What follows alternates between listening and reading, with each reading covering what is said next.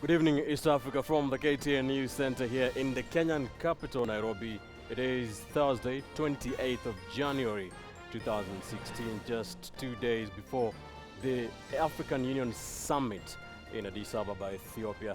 KTN Bottomline East Africa begins now. The top stories tonight. In the dock, the trial of former Ivory Coast strongman Laurent Gbagbo begins at The Hague. African agenda, all set for the Heads of State Summit to begin in Addis Ababa, Ethiopia. And ready to vote, ballot papers arrive in Uganda ahead of the February 18th election.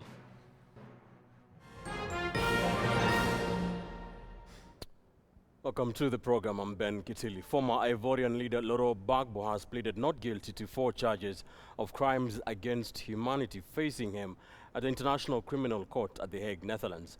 Gbagbo is accused of war crimes allegedly committed during a civil war that ravaged the West African state in 2010 when he refused to cede power to current president and then election winner Alassane Ouattara. Over 3,000 people died in the ensuing war. He faces the charges alongside ex-youth leader Charles Ble Goude. And as KTN's news reporter Mark Namas now tells us, Gbagbo's trial is the most high-profile case at the ICC since the case against Kenya's President Uhuru Kenyatta collapsed at the same court. Supporters of the former Ivorian strongman Laurent Gbagbo turned up with banners outside the ICC building, like this one that reads, "Freedom for Gbagbo and Ble Goude." I am from Dekwe. Dekwe, there was a genocide in my hometown, a genocide. It is Sorrow's fault, but Bensouda defends him. Inside the court, Gbagbo sat pensive but alert in a blue suit as he took his plea before presiding judge Kuno Tafusa. Monsieur Gbagbo, plaidez-vous coupable ou non coupable? Merci, Monsieur le Président. Thank you, Your Honor. I plead not guilty. Gbagbo's co-accused former youth leader Charles Ble Goude, also neat and composed, similarly took a not guilty plea. I do not recognize the charges, and as a consequence, I plead not guilty. Thank you. The Ivorian War, for which the two stand trial, was sparked by Gbagbo's refusal to vacate office after current President Alassane Ouattara won the 2010 elections. After 4 months of bloodshed, Ouattara took office with the aid of French military intervention. Gbagbo was subsequently sent to the ICC to face 4 counts of crimes against humanity alongside Ble Goude. But the Gbagbo camp has largely interpreted ICC action as punishment for standing up against former colonial master France. And this, ICC prosecutor Fatou Bensouda has refuted.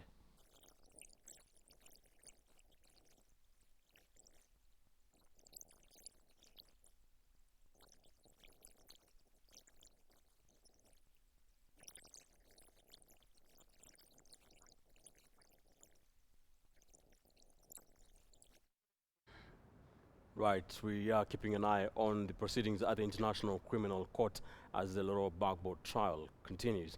Now let's take a quick look at Gbagbo's life in numbers very quickly.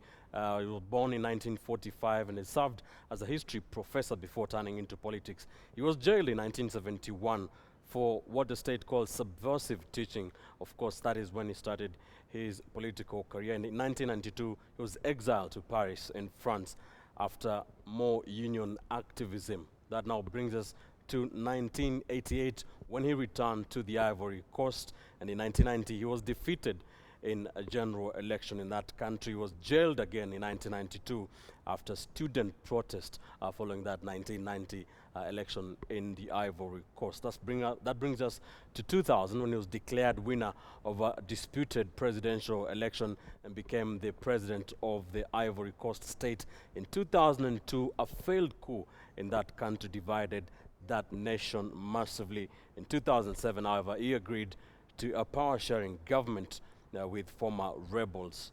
In 2010, he refused to cede power to accept election defeat after that election was won by current President Alassane Ouattara, and civil war broke out. And in April 2011, he was forced from power and arrested before being transferred to the International Criminal Court at The Hague in 2011. That brings us to today. And we shall be continuing to keep an eye on things as how things pan out at the ICC court at The Hague, Netherlands.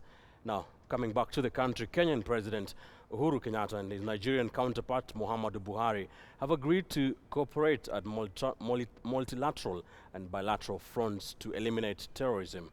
President Buhari says new and versatile strategies must be developed to tackle radicalization and violent extremism, which are taking root in Africa. At the same time, the Supreme Council of the Kenyan Muslims, SUPKEM, today expressed optimism that SUPKEM's effort to tackle radicalization of youth has begun to bear fruit.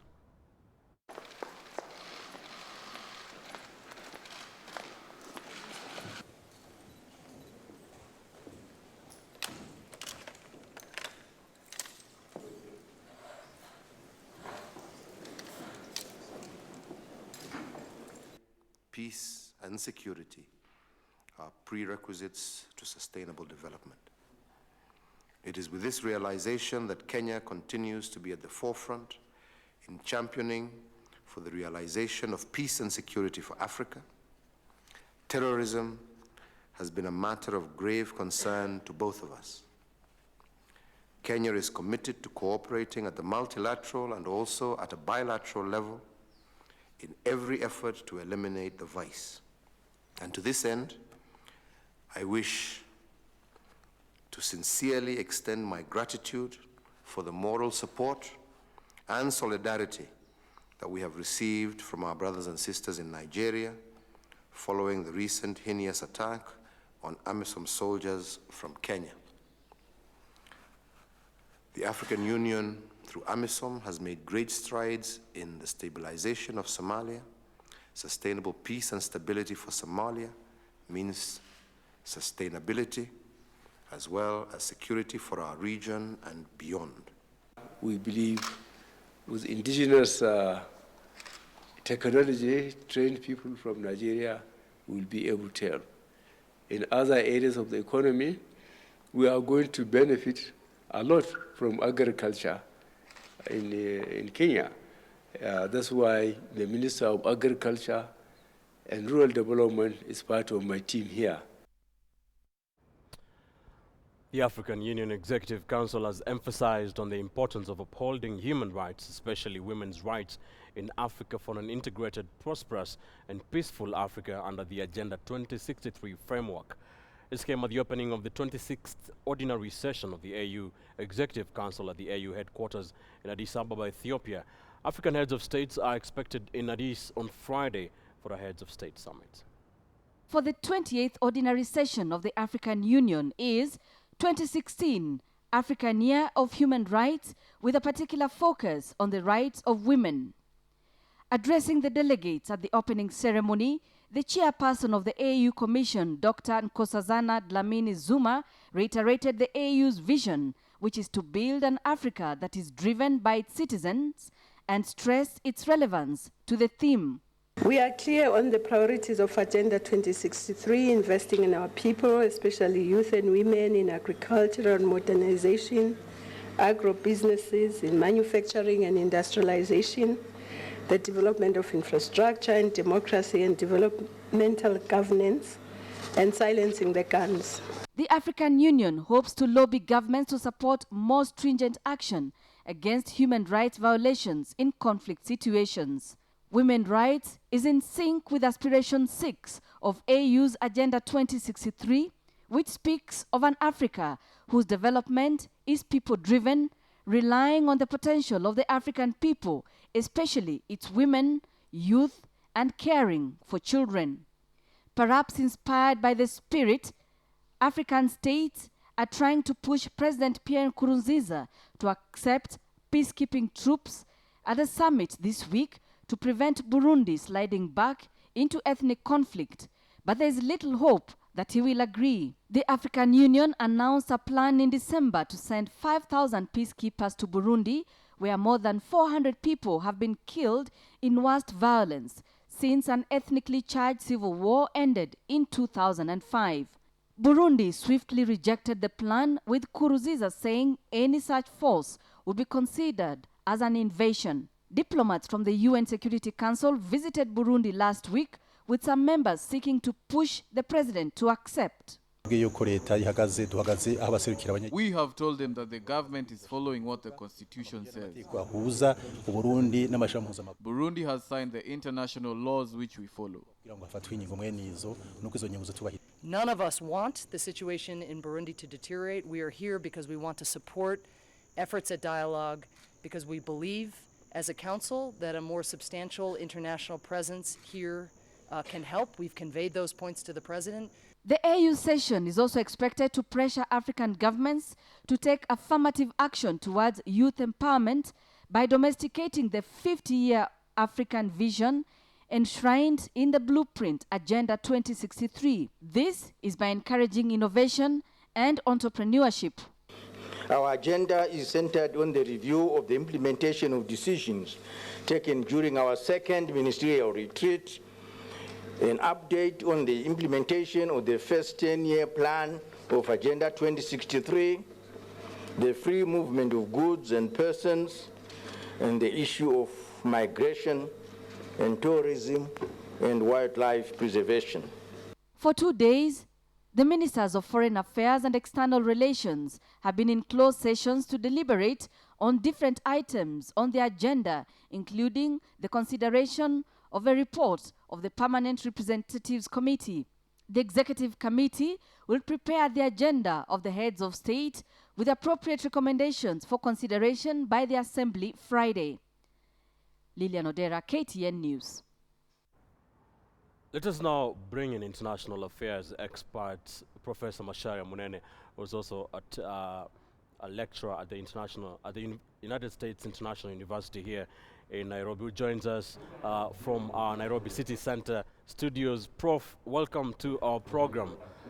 Now, I know the focus will be on human rights, but what do you expect are some of the top items on the agenda in the AU summit this year?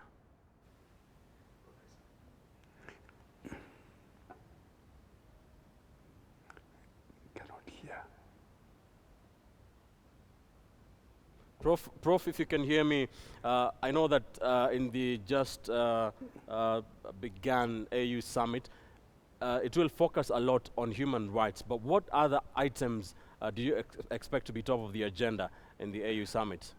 Okay, for one, the issue of security is going to be of concern because there are a lot of challenges in various hotspots, whether it's Burundi or Somalia or Nigeria.